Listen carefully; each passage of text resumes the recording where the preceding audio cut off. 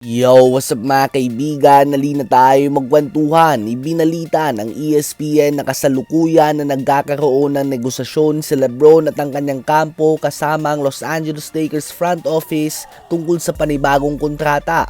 Sa ngayon nga ay free agent si LeBron at ayon sa mga balita noong nakaraang linggo ay susubukan pa rin nga ni LeBron at ng kanyang agent na si Rich Paul na humingi ng max contract sa Los Angeles Lakers. Mapa 1 year o 2 year deal man ito, nais nga ng kampo ni LeBron na kunin ito ang max contract. Habang ang Lakers naman ay nais lamang na isign si LeBron sa isang 15 million mid-level contract dahil kakailanganin pa nga nila ang pera upang mabayaran ng 28-year-old Austin Reaves na patuloy pa nang i-improve.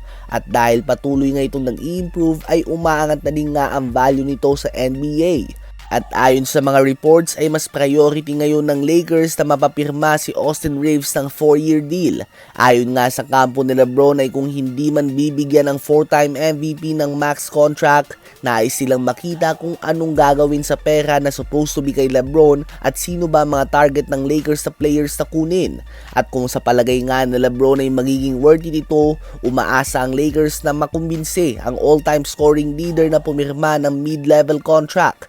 May ilang fans nga na nagsasabi na kung talagang desidido nga daw si LeBron na magkampiyon ay magte-take ito ng pay cut tulad lamang ng ginawa ni Jalen Brunson at ginawa mismo ni LeBron sa Miami Heat noon.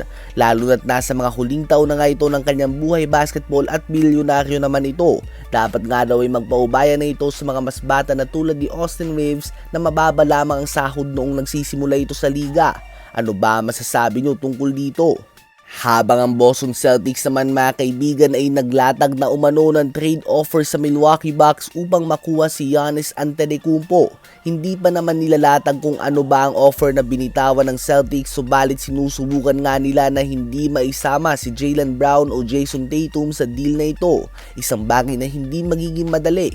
Very likely na si Brown nga masasama sa deal dahil sa mga issue nito in the past sa Celtics at sa mga statement na binibitawan niya tulad ng nais siyang maging number 1 option.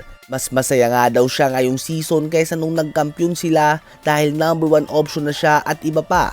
Isang statement na nagpapakita na mas gusto ni Jaylen Brown na maging number 1 option sa isang losing team kaysa maging number 2 option sa isang championship level team.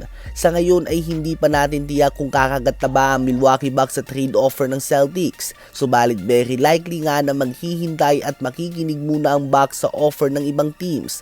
Dahil si Giannis nga ito, isang 2-time league MVP na nagtatala pa rin ng MVP numbers tuwing healthy siya. So very likely na higit pa nga sa isang offer ang matatanggap ng Milwaukee Bucks dito. At sa katotohanan ay inaasahan nga na madaming team ang maglalatag ng kanilang trade offer para kay Giannis, including ang mga teams sa Miami Heat, Golden State Warriors, Toronto Raptors, Brooklyn Nets at iba pa. Kayo ba mga kaibigan, saang team nyo ba sa palagay na babagay si Giannis na maglaro next season?